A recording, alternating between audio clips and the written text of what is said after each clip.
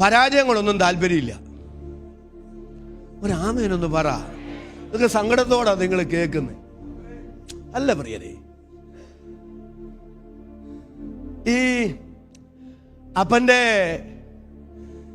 ഇളയ മകൻ, നമ്മൾ മുടിയൻ പുത്രൻ എന്ന് പേര് വിളിക്കുന്ന അപ്പൻ്റെ, നിങ്ങൾക്ക് തന്നെ പറയാനൊരു മടി. പക്ഷേ സത്യത്തിൽ നമ്മൾ ഒരു തെറ്റായ കണ്ണോടെ അവനെ കാണുന്നത്. പക്ഷെ ആ ഉപമ പഠിച്ചാൽ കർത്താവിൻ്റെ ഉപമയിലെ ശരിയായ നല്ല മനുഷ്യൻ അവനാ. അല്ലേ? മനസ്സിലായില്ല? ഒന്നുകൂടെ മനസ്സിലാക്കി. കർത്താവിനെതിരെ ഒരു ആരോപണം അവർ ഉന്നയിച്ചു. ചുങ്കക്കാരോടും പാപികളോടും ഒക്കെ കൂടെ കർത്താവ് ഭക്ഷണത്തിന്, അതുകൊണ്ട് ഉൾക്കൊള്ളാൻ അവർക്ക് കഴിയും. അതിന് യേശു പറയുന്ന മറുപടി അല്ലേ ഉപമ? ആണോ? ഒരപ്പന് രണ്ട്.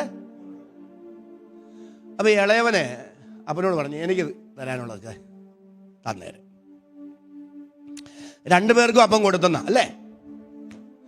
ഇവനെ എല്ലാം വിറ്റുപെറുക്കി കിട്ടിയ കാശുമായി ദൂരദേശത്തേക്ക് പോയി. എല്ലാം അവൻ തീർത്തു. പണം ഉണ്ടായിരുന്നപ്പോൾ കൂട്ടുകാരുണ്ട്, എല്ലാം ഉണ്ട്. പക്ഷേ ഒരു സുപ്രഭാതത്തിൽ അവൻ എല്ലാം നഷ്ടപ്പെട്ടു. എല്ലാം നഷ്ടപ്പെട്ടപ്പോൾ കൂടെ ഉണ്ടായിരുന്നവരും വിട്ടുപോയി. അവസാനം അവനൊരു തൊഴിലില്ലാതെ വന്നു. കാരണം പോക്കറ്റിലെ കാശ് തീർന്നു. തൊഴിൽ അന്വേഷിച്ച് നടന്നപ്പോഴാ യഹൂദന് ഒരിക്കലും ഉൾക്കൊള്ളാൻ കഴിയാത്ത പന്നികളെ മേയ്ക്കുന്ന, നിങ്ങളൊരു കാര്യം മനസ്സിലാക്കണം. അവൻ അവിടെ നിൽക്കുമ്പോൾ അവൻ്റെ യജമാനനൊരു ക്രൂരനാ. എന്നെ അത്ഭുതപ്പെടുത്തിയ കാര്യം, പന്നി തിന്നുന്ന വാളവരെ പോലും ഇവന് കൊടുക്കുകയില്ല. നിങ്ങൾക്ക് മനസ്സിലായോ?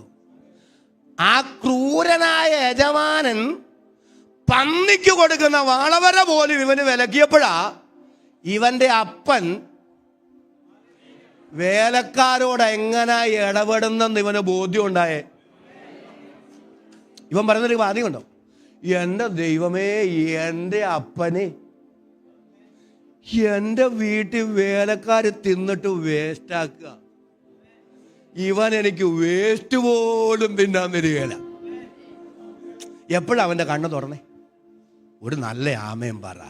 എപ്പോഴാ ഇവൻ അപ്പനെ കുറിച്ചുള്ള ബോധ്യം വന്നേ?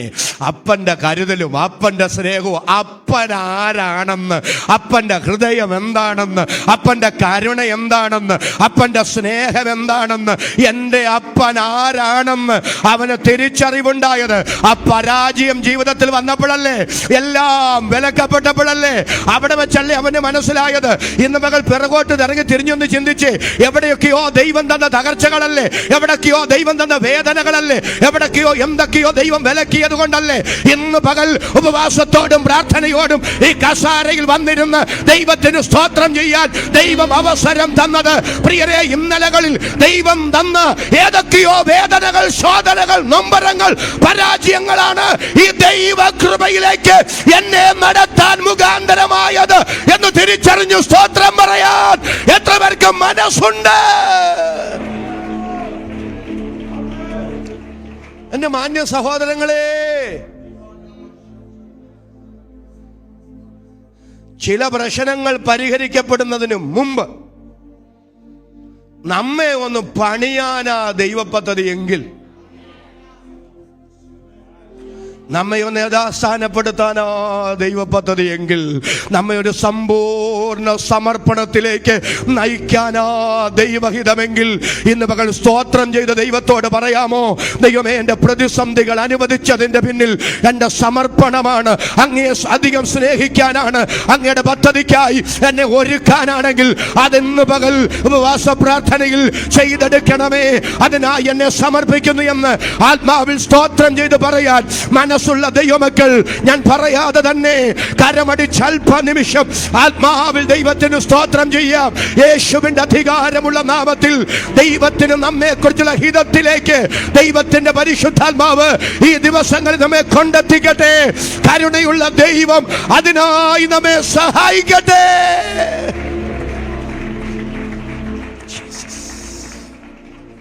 ആ ഭാഗത്തേക്ക് ഞാൻ ഒരു ആശയക്കുഴപ്പം കൊണ്ട് നിങ്ങൾ പോകണ്ട.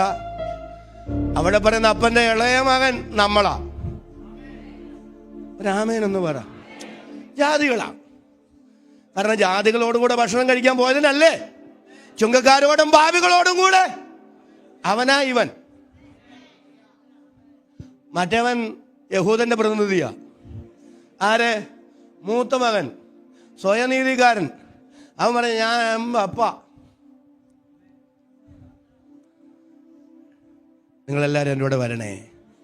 ചില പരാജയങ്ങൾ, ചില വേദനകൾ, ചില നൊമ്പരങ്ങൾ, ചില സങ്കടങ്ങൾ, ചില തകർച്ചകൾ, ചില ബന്ധങ്ങളൊക്കെ നമ്മെ വിട്ട് അകന്നു പോകുന്നതിൻ്റെ ഒക്കെ പിറകിൽ, മനുഷ്യർ സ്വാർത്ഥതയോടെ ഇടപെടുന്നതിൻ്റെ പിന്നിൽ, ക്രൂരമായി ഇടപെടുന്നതിൻ്റെ മുമ്പിൽ, ചില തിക്താനുഭവങ്ങളുടെ പിറകിൽ തിന്മയ്ക്കല്ല നന്മയ്ക്ക് എൻ്റെ ദൈവത്തിനൊരു പദ്ധതി ഉണ്ടെങ്കിൽ, തൻ്റെ ഹിതത്തിന്, തൻ്റെ പദ്ധതിക്ക്, തൻ്റെ നിയോഗത്തിന് നമ്മെ ഒരുക്കാനും നമ്മെ മുന്നോട്ട് നയിക്കാനും നമ്മെ ചലിപ്പിക്കാനുമുള്ള ദൈവഹിതമാണെങ്കിൽ ഇന്ന് പകൽ ആ ദൈവഹിതത്തിന് വിധേയപ്പെട്ടു കൊടുക്ക്. ഞാൻ നിങ്ങളെ കുറിച്ച് നിരൂപിക്കുന്ന നിരൂപണങ്ങൾ ഇന്നവയെന്ന് ഞാൻ അറിയുന്നു. അവ തിന്മയ്ക്കായുള്ള നിരൂപണങ്ങളല്ല, നന്മയ്ക്കായുള്ളവയത്രേ എന്ന് യഹോവയുടെ അരുളപ്പാട്. ഇന്ന് പകൽ ഉപവാസ പ്രാർത്ഥനയിൽ ചില വ്യക്തികളോട് ദൈവത്തിന്റെ പരിശുദ്ധാത്മാവ് സംസാരിക്കുകയാണ്.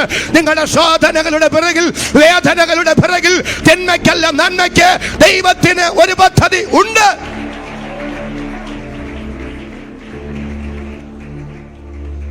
വിഷയത്തിലേക്ക് നമുക്ക് മടങ്ങി വരണ്ടേ. പത്രോസിന്റെ പടക് നിറഞ്ഞു, വല നിറഞ്ഞു. കഴിവുകൊണ്ടല്ല, അധ്വാനം കൊണ്ടല്ല, പരിചയം കൊണ്ടല്ല, ദൈവകൃപ കൊണ്ട്. പക്ഷെ പത്രോസേ, ഒരു കുഴപ്പമുണ്ട്. ഞാനും നീയുമായുള്ള ബന്ധത്തിന്റെ തെളിവ് നിന്റെ നിറയപ്പെട്ട വലയല്ല, നിന്റെ നിറയപ്പെട്ട പടകല്ല, നീ എന്നിൽ നിന്ന് പ്രാപിക്കുന്ന കഴുകലാണ്. നിന്റെ വല നിറച്ചത് ഞാനാണ്, നിന്റെ പടക് നിറച്ചത് ഞാനാണ്, നിന്റെ പരാജയത്തെ മാറ്റിയത് ഞാനാണ്. പക്ഷെ അതുകൊണ്ട് ഞാനും നീയുമായുള്ള ബന്ധമുറപ്പിച്ചു എന്ന് ചിന്തിക്കരുത്. നിറയപ്പെട്ട പടകല്ല, നിറയപ്പെട്ട വലയല്ല ഞാനും നീയുമായുള്ള ബന്ധത്തിന്റെ തെളിവ്. അതിനപ്പുറത്ത് നീ എന്നിൽ നിന്ന് പ്രാപിക്കുന്ന കഴുകലാണ്. ഈ ഉപവാസ പ്രാർത്ഥനയുടെ 18ാമത്തെ പകൽ ഞാൻ ആത്മനിയോഗത്തോടെ വിളിച്ചു പറയുകയാണ്, ഭൗതിക നിറവുകളല്ല ദൈവവുമായുള്ള ബന്ധത്തിന്റെ തെളിവ്. അതിനപ്പുറത്ത് കർത്താവിൽ നിന്ന് പ്രാപിക്കുന്ന കഴുകലാണ്. അതരം തുറന്ന് ആമേൻ പറയാൻ എത്ര പേർക്ക് മനസ്സുണ്ട്? ഒരാഴമായ കഴുകപ്പെടൽ ഈ യോഗത്തിൽ ദൈവാത്മാവ് ചെയ്യട്ടെ. പ്രസംഗിക്കുന്ന എന്റെ മേൽ, പ്രസംഗം കേൾക്കുന്ന നിങ്ങളുടെ മേൽ ഇന്ന് മകൾ ദൈവത്തിന്റെ പരിശുദ്ധാത്മാവ് അത് ചെയ്യട്ടെ. എല്ലാവരും അതരങ്ങൾ തുറന്ന് ആത്മാവിൽ അല്പനിമിഷം ഒന്ന് സ്തോത്രം ചെയ്യുക. എല്ലാ കരങ്ങളും അടിച്ച്, എല്ലാ അധരങ്ങളും തുറന്ന് അല്പനിമിഷം നന്ദിയോടെ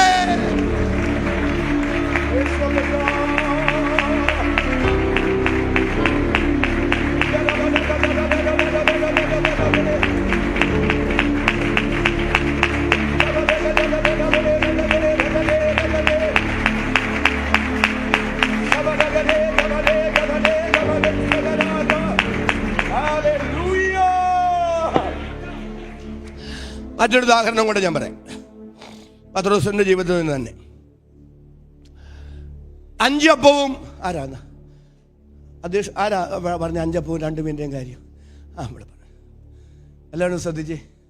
5 അപ്പവും 2 മീനും കൊണ്ട് കർത്താവ് ഒരു നല്ല ആമേൻ പറഞ്ഞു പറ 5000 പുരുഷന്മാരെ, സ്ത്രീകളുടെയും കുട്ടികളുടെയും സംഖ്യ അവിടെ പറയുന്നില്ല.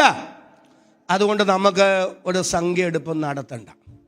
ഏതായാലും ഒരു കാര്യം സത്യമാണ്, പുരുഷന്മാരെക്കാൾ കൂടുതലാകാനാ സാധ്യത. ആര് പറ? സ്ത്രീകളും. കാരണം വേദവസം ഒരിക്കലും കർത്താവ് ചെയ്ത അത്ഭുതങ്ങളെല്ലാം ഒരിക്കലും പെരുപ്പിക്കാറില്ല, പരിമിതപ്പെടുത്താറേ ഉള്ളൂ. ഒരു നല്ല ആമേനൊന്ന് പറ. ഒരിക്കലും അതെന്ത് ചെയ്യാറില്ല, നിങ്ങൾ എന്നോട് വരുന്നില്ല. അപ്പം 5000 പുരുഷന്മാർ അത്ര എടുക്കട്ടെ. ഈ 5000 പുരുഷന്മാർ തിന്ന് തൃപ്തരായി. അവസാനം എത്രയാ മിച്ചം വന്നെന്നറിയോ? നിങ്ങളെല്ലാവരും എന്നോട് വരുന്നില്ല. എന്നോട് വരുന്നില്ലെന്ന് പറഞ്ഞാൽ എൻ്റെ ആശയത്തോട് ചേർന്ന് വരുന്നില്ല. അവസാനം മിച്ചം വന്നത് 12. അതെന്നെ 12 കൊട്ട മിച്ചം വരാൻ കാരണം അതെന്നെ 13 കൂടാഞ്ഞേ? അതെന്താ 11 കുറയാഞ്ഞേ? എനിക്ക് മനസ്സിലായൊരു കാര്യം ഞാൻ പറയാം. വിളമ്പിയത് 12 പേരാ. ഒരു ആമേനൊന്ന് പറഞ്ഞു. കർത്താവ് ഒരിക്കലും പറഞ്ഞില്ല വിളമ്പിക്കോ വിളമ്പിക്കോ വിളമ്പിക്കോ. വിളമ്പി കഴിയുമ്പോൾ ഓരോ കൊട്ട അപ്പം തരാമെന്ന് ആരോടും പറഞ്ഞില്ല. അവസാനം ഞങ്ങൾക്ക് ഓരോ കൊട്ട കിട്ടുമെന്നുള്ള പ്രതീക്ഷയിലല്ല ഇവർ വിളമ്പിയതും. പ്രതിഫലേച്ഛ കൂടാതെ അവരെ ഏൽപ്പിച്ചത് അവര് വിശ്വസ്തയോടെ ചെയ്തു.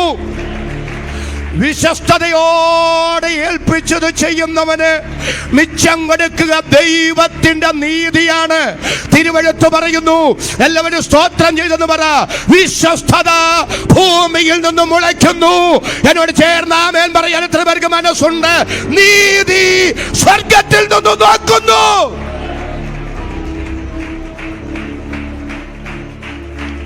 പ്രിയരേ, കൂലി കർത്താവിന്റെ കയ്യിലുണ്ട് കേട്ടോ. പ്രതിഫലം അദ്ദേഹത്തിന്റെ പക്കലുണ്ട് കേട്ടോ. ഹല്ലേലൂയ. ദൈവം വിശ്വസ്തൻ. എത്ര പേര് അതരം തുറന്ന് സ്തോത്രം ചെയ്ത് പറയും, എന്റെ ദൈവം വിശ്വസ്തൻ, വിശ്വസ്തൻ, വിശ്വസ്തൻ. തെറ്റിദ്ധരിക്കരുത്. ഇതൊന്നും കിട്ടാനല്ല വിളമ്പിയത്.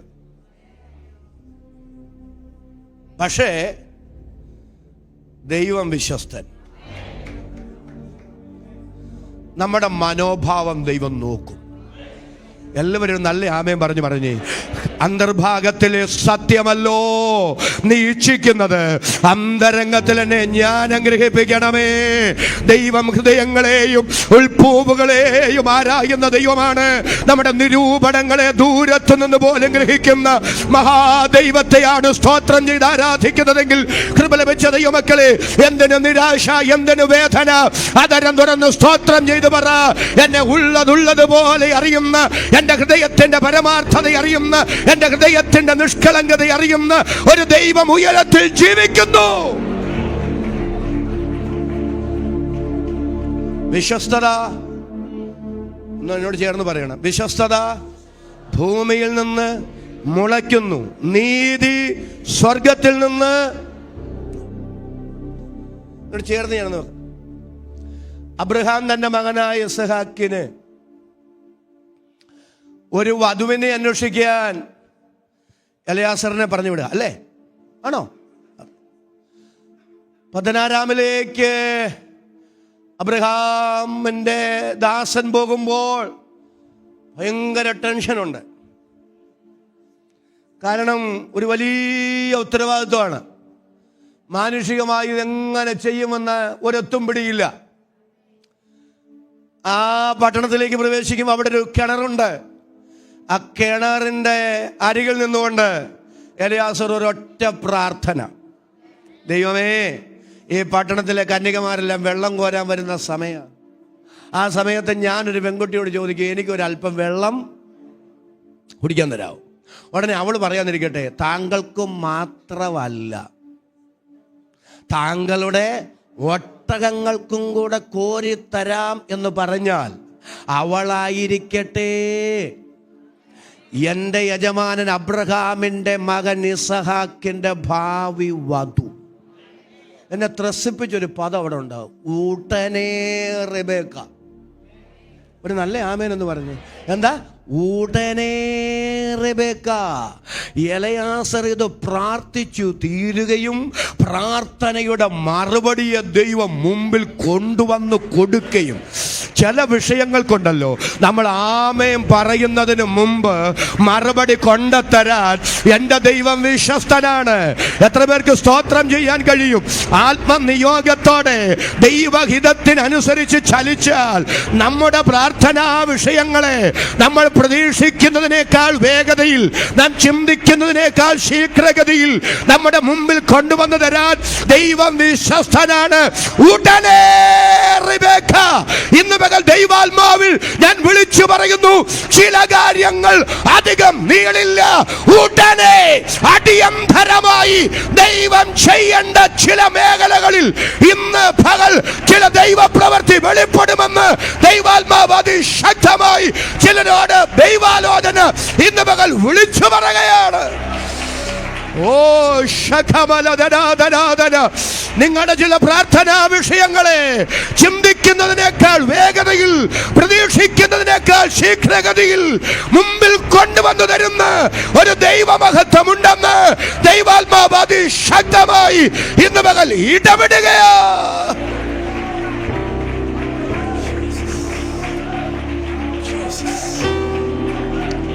Glory, hallelujah. Glory, hallelujah. ഹൃദയം നുറുങ്ങി, മനസ്സ് തകർന്ന് എന്ത് ചെയ്യണമെന്നറിയാൻ കഴിയാതെ, മാനുഷികമായ സാധ്യതകളുടെ നടുവിൽ, മാനുഷികമായ പരിമിതികളുടെ നടുവിൽ എത്തും പിടിയുമില്ലാതെ ഈ വിഷയം എങ്ങനെ ഞാൻ കൈകാര്യം ചെയ്യും എന്നോർത്ത് വ്യാകുലപ്പെടുന്ന ചിലരോട് ഇന്ന് പകൽ ദൈവാത്മാ വചനത്തിലൂടെ അതിശക്തമായ ദൈവാലോചന കൈമാറുകയാണ്. നീ വ്യാകുലപ്പെടുത്തുന്ന, നിന്നെ മാനുഷികമായി അലട്ടുന്ന, നിനക്ക് മാനുഷികമായി എത്തും പിടിയുമില്ലാത്ത, നിനക്ക് അപരിഹാര്യമെന്ന് നീ ചിന്തിക്കുന്ന ചില വിഷയങ്ങളിൽ ഉടനെ ചില ദൈവപ്രവർത്തികൾ പ്രതീക്ഷിച്ചു കൊള്ളാൻ ദൈവാത്മാവ് അതിശക്തമായി ഇന്ന് പകൽ ഇടപെടുകയാ.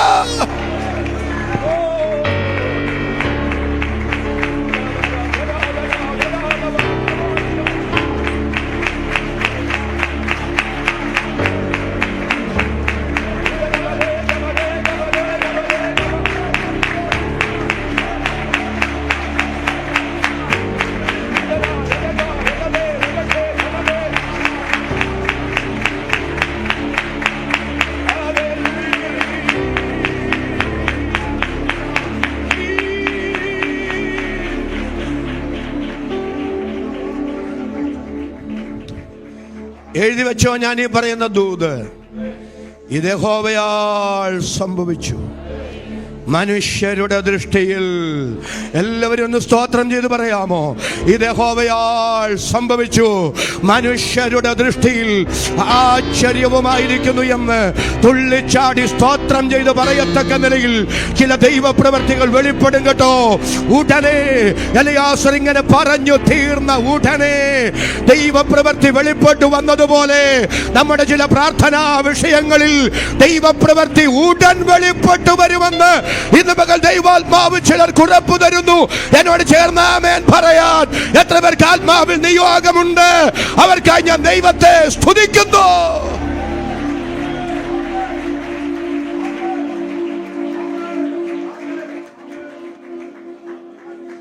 കർത്താവിനോടൊരു പദം അവിടെ പറയാം.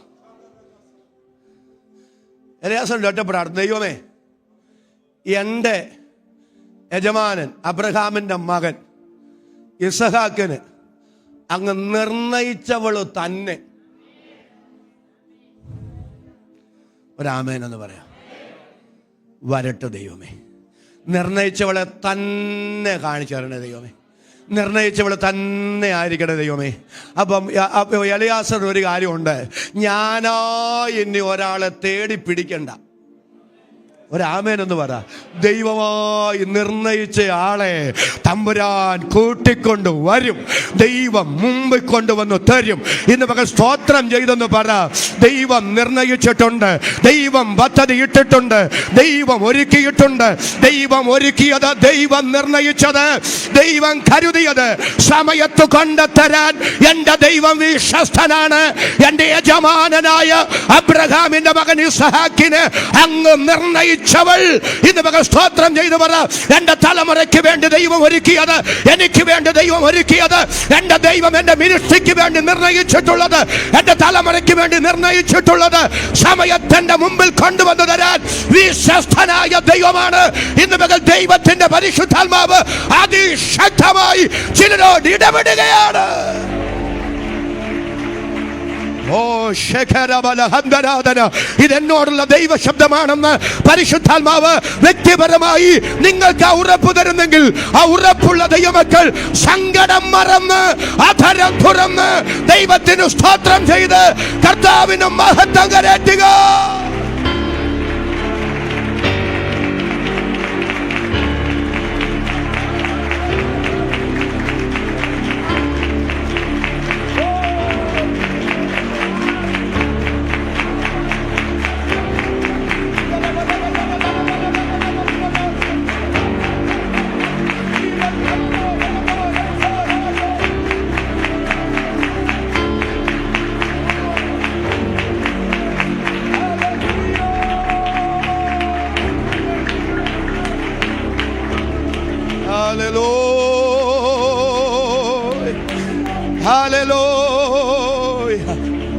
ഇന്ന് പകൽ ഉറപ്പോടെ വിളിച്ചു പറഞ്ഞ ദൈവമക്കൾ, മുൻ നിയമിക്കപ്പെട്ട നാളിൽ ഒന്നുമില്ലാതിരുന്നപ്പോ സകലതും തന്റെ പുസ്തകത്തിൽ എഴുതിയ ദൈവം എനിക്ക് വേണ്ടി, എന്റെ തലമുറയ്ക്ക് വേണ്ടി, എന്റെ മിനിസ്ട്രിക്ക് വേണ്ടി, എന്റെ സഭയ്ക്ക് വേണ്ടി, എന്റെ കുടുംബത്തിന് വേണ്ടി ഒരുക്കിയതും കരുതിയതും സമയത്ത് കൊണ്ടുതരാൻ എന്റെ ദൈവം വിശ്വസ്തനാണ്.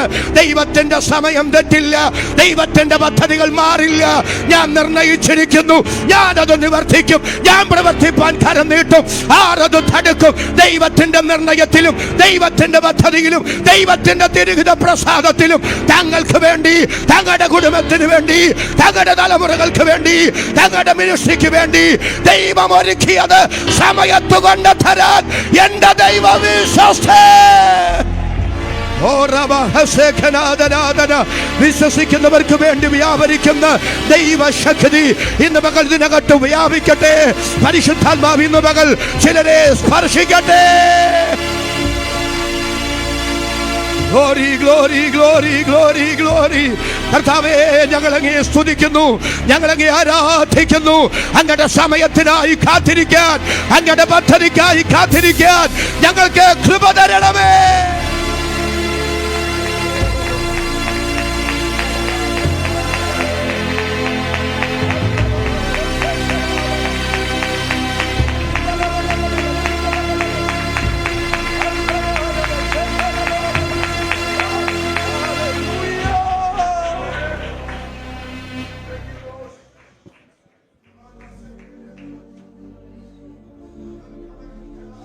ഉടനെ ഒരാമയും പറഞ്ഞേ, ഉടനെ റിബേക്ക ദൈവം നിർണയിച്ചതും ദൈവം കരുതിയതും ദൈവത്താൽ ഒരുക്കപ്പെട്ടതും സമയത്ത് മുൻപിൽ വരും, സമയത്ത് വെളിപ്പെട്ടു വരും. ആദരം തുറന്ന് എത്ര പേർക്ക് ഇന്ന് മകൾ സ്തോത്രം ചെയ്ത് പറയാൻ കഴിയും? ദൈവത്താൽ കരുതപ്പെട്ടതും ദൈവത്താൽ ഒരുക്കപ്പെട്ടതും ദൈവത്താൽ നിർണയിക്കപ്പെട്ടതുമായത് സമയത്ത് ദൈവം കൊണ്ടുതരാൻ വിശ്വസ്തൻ, വിശ്വസ്തൻ, വിശ്വസ്തൻ. എത്ര പേർക്ക് എന്നോട് ചേർന്ന് ആദരം തുറന്ന് ഇന്ന് മകൾ സ്തോത്രം ചെയ്യാൻ കഴിയും? ചിലരോട് ദൈവാത്മാവ് അതിശക്തമായി ഇന്ന് മകൾ ഇടപെടുകയാണ്.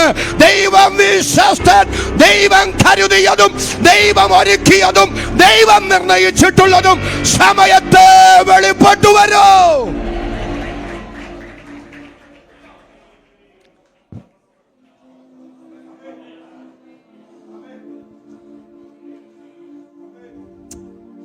സ്തോത്രം. റിബേക്ക ഇതൊന്നും അറിയുന്നില്ല. പ്ലീസ്, റിബേക്ക ഇതൊന്നും, എലയാസറും ദൈവവും തമ്മിൽ സംസാരിച്ചതൊന്നും എലിയാസർ ചോദിച്ചു, എനിക്കൊരു അല്പം വെള്ളം തരാം കുടിക്കാൻ. ഉടനെ തോളിൽ നിന്ന് പാത്രം ഇറക്കിട്ടെ ഇവള് പറയാ, വേണ്ടുമ്പോളം കുടിച്ചു.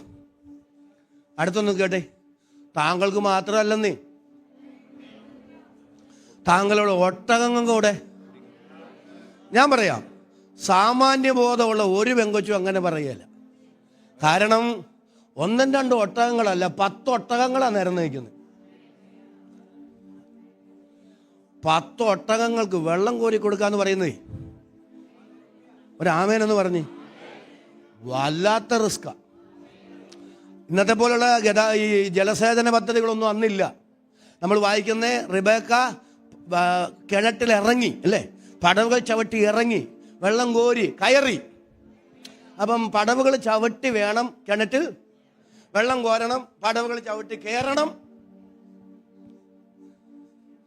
ഇവൾ ഓടുന്നു, ഇവൾ ഇറങ്ങുന്നു, ഇവൾ കോരുന്നു, ഇവൾ കയറുന്നു, ഇവൾ ഒഴിക്കുന്നു, വീണ്ടും ഓടുന്നു. ചുരുക്കി പറഞ്ഞാൽ ഈ പെങ്കൊച്ചു പമ്പരം കറങ്ങുന്ന പോലെ കറങ്ങുക. 1-2 ഒട്ടകങ്ങളാണോ? ഒരു നല്ല ആമേനെന്ന് പറഞ്ഞു. ഇത് ഓടുന്നു, ഇറങ്ങുന്നു, കോരുന്നു, വരുന്നു, വേർക്കുന്നു. ഈ നാട്ടുകാർ ദൂരെ മാറി നിന്ന് പറയാൻ സാധ്യതയുള്ള കമൻസ്, നിനക്ക് ഇതിൻ്റെ വല്ല കാര്യമുണ്ടോ?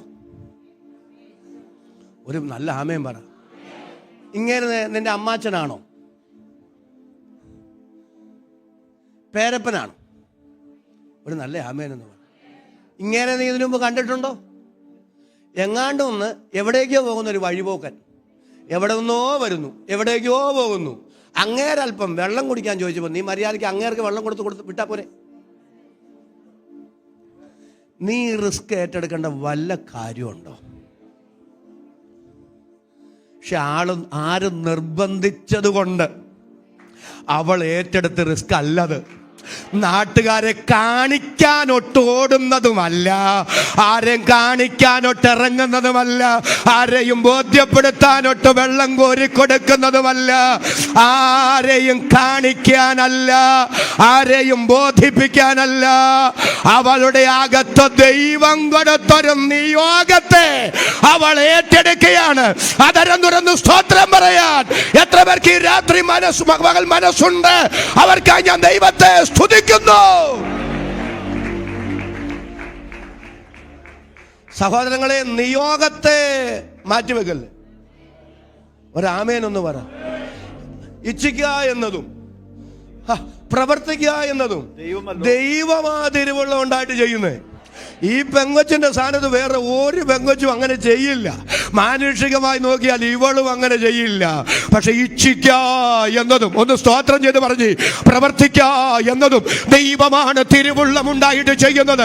അപ്പോൾ അവളുടെ ഹൃദയത്തിനകത്ത് നീ വെള്ളം കോര, നീ വിയർക്ക്, നീ കോരിക്കൊടുക്ക്, നീ ഒട്ടകങ്ങൾക്ക് കൊടുക്ക് എന്ന് ഇച്ഛിക്കാൻ, പ്രവർത്തിക്കാൻ അകത്ത് പ്രവർത്തിച്ചൊരു ശക്തിയുണ്ട്. അതാ ദൈവത്തിന്റെ ശക്തിയെങ്കിൽ, അതാ ദൈവത്തിന്റെ നിയോഗമെങ്കിൽ ഇന്ന് മക സ്തോത്രം ചെയ്തു പറ. എന്റെ ബുദ്ധിക്കനുസരിച്ച്, എന്റെ കണക്കുകൂട്ടലുകൾക്ക് അപ്പുറത്ത്, എന്റെ മാനുഷിക ചിന്തയ്ക്ക് അനുസരിച്ച് നീങ്ങുന്ന ഒരു ശുശ്രൂഷയല്ല, ഒരാത്മിക ജീവിതമല്ല. ദൈവഹിതത്തിന്, ദൈവിക നിയോഗത്തിന് ചലിക്കുന്ന ഒരാത്മമണ്ഡലം എനിക്ക് വേണ്ടി തുറന്നു തരണമെന്ന് സ്തോത്രം ചെയ്ത് പ്രാർത്ഥിക്കുന്ന എത്ര പേർ ഇവിടെ വന്നിട്ടുണ്ട്? അവർക്കായി ഞാൻ ദൈവത്തെ സ്തുതിക്കുന്നു.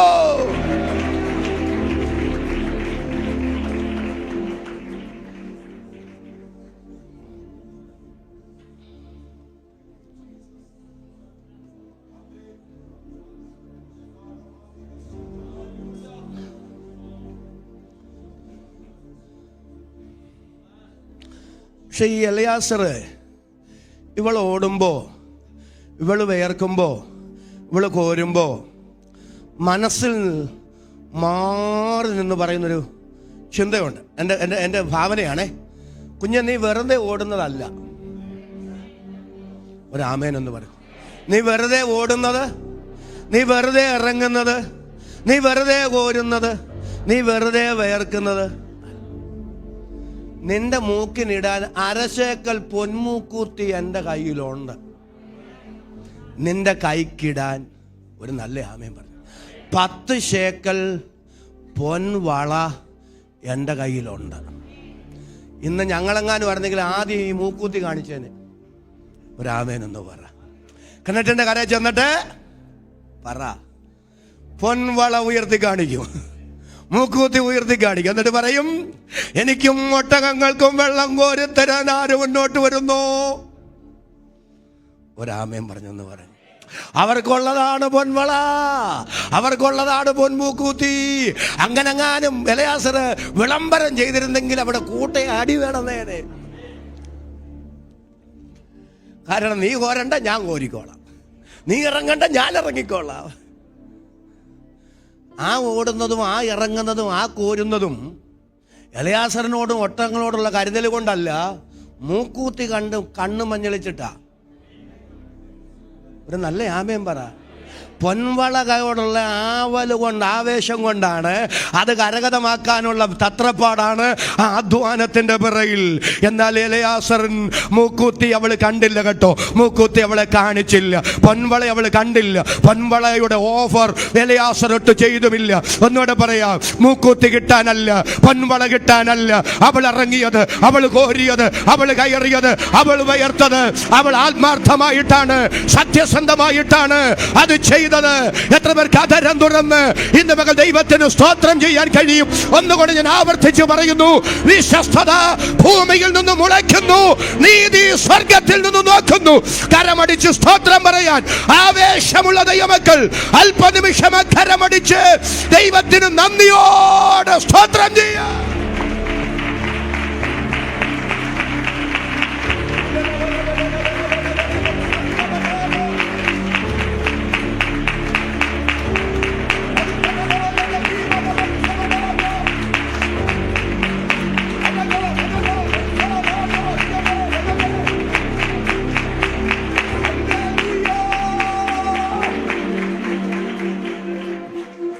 ഞാൻ ഇങ്ങനെ അതിനൊന്ന് വ്യാഖ്യാനിക്കുകയാണ്.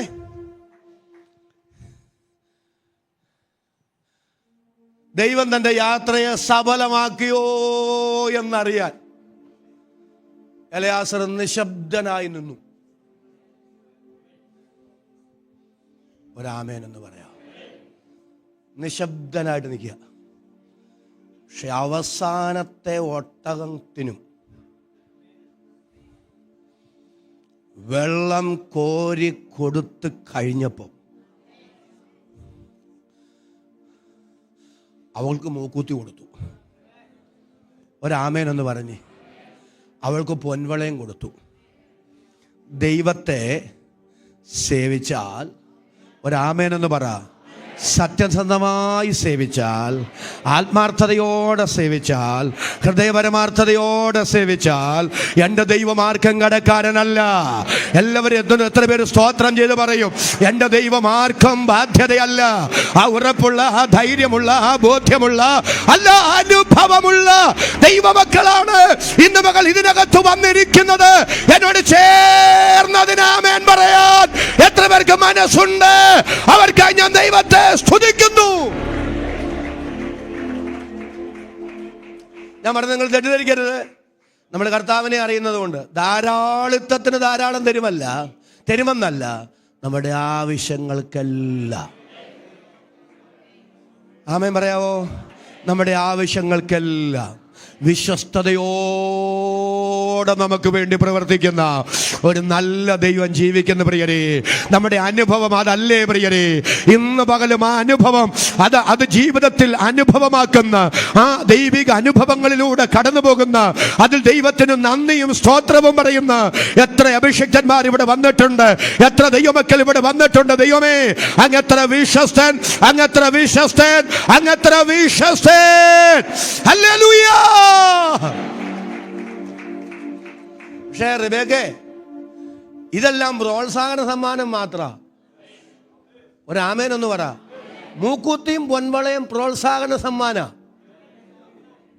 പക്ഷേ ഇത് തീർന്നില്ല, ഇതുകൊണ്ടൊന്നും ആയില്ല. നീ എവിടേക്കാ ചെല്ലാൻ പോകുന്നറിയോ? ബഹുസമ്പന്നനായ അബ്രഹാമിൻ്റെ മകൻ ഇസഹാക്കിൻ്റെ ഭാവി വധുവായി നീ അങ്ങോട്ട് പോവാ. നീ അവിടെ ചെല്ലുമ്പോഴുണ്ടല്ലോ, അദ്ദേഹത്തിനുള്ളതെല്ലാം നിങ്ങളൊരു നല്ല ആമയം പറഞ്ഞതിനോട് വന്നേ. അദ്ദേഹത്തിനുള്ളതെല്ലാം നിന്റേതായി മാറുകയാണ്. ഇപ്പൊ കിട്ടുന്നതെല്ലാം വെറുതെ പ്രോത്സാഹന സമ്മാനമാണ്. എന്നാൽ ഇനി ലഭ്യമാകാൻ പോകുന്നതാണ് നിനക്ക് വേണ്ടി ഒരുക്കി വെച്ചിട്ടുള്ളത്. ഈ ഭൂമിയിൽ നമുക്ക് കിട്ടുന്നതിന് അമിത പ്രാധാന്യം കൊടുക്കരുത്. അതെല്ലാം പ്രോത്സാഹന സമ്മാനങ്ങൾ മാത്രമാണ്. എന്നോട് ചേർന്ന് ആമേൻ പറയാൻ എത്ര പേർക്ക് മനസ്സുണ്ട്?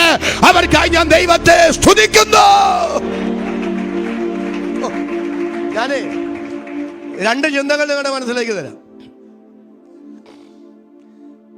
അപ്പൊ ഈ റിബേക്കയ്ക്ക് അപ്പ കൊടുത്തത് പ്രോത്സാഹന സമ്മാനവും പറ. അബ്രഹാമിന്റെ മകന്റെ ഭാര്യ എന്ന നിലയിൽ കിട്ടാൻ പോകുന്ന അദ്ദേഹത്തിനുള്ള മുഴുവൻ സമ്പത്തും നിന്റേതും കൂടെ ആകാൻ പോവാ. ഈ ദൈവത്തെ സേവിക്കുന്ന ഒരു നഷ്ടമല്ല. ഒരു ആമേനൊന്ന് പറ. പക്ഷെ അത് മൂക്കൂത്തിക്ക് വേണ്ടി ആകല്ലേ. ഒന്ന് സ്വോത്രം പറഞ്ഞ്. ചാകാൻ നേരം ഇട്ടേച്ച് പോകേണ്ടുന്ന ഇവിടുത്തെ പ്രോത്സാഹന സമ്മാനങ്ങൾക്കാകരുത്. അങ്ങനെ ആയാൽ അത് അപകടമാണ്. പക്ഷെ പരമാർത്ഥതയോടെ നിത്യതയുടെ വെളിപ്പാടോടെ ദൈവത്തെ സേവിച്ചാൽ ഇഹത്തിലും പരത്തിലും നമുക്കത് അനുഗ്രഹമാണ്.